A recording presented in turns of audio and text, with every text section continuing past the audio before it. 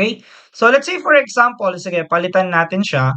Ang gawin natin, palitan natin ng total ito and alisin na natin itong variable na balance natin.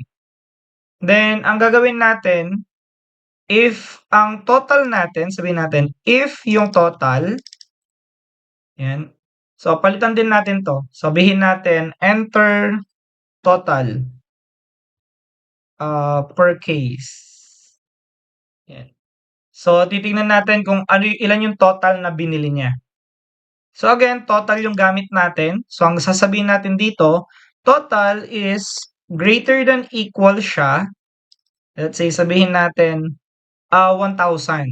So, kapag ang total na binili ng user natin ay greater than or equal siya sa 1,000, ang sasabihin natin sa kanya, you qualify for free shipping.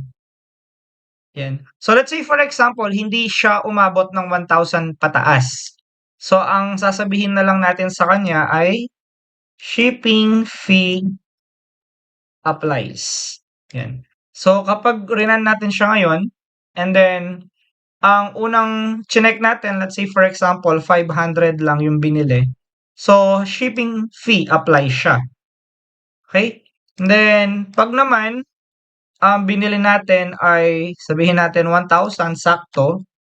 Ayan. So, qualify tayo for free shipping. Bakit? Kasi naka-equal into 1,000 tayo. So, starting with 1,000 pataas, yun.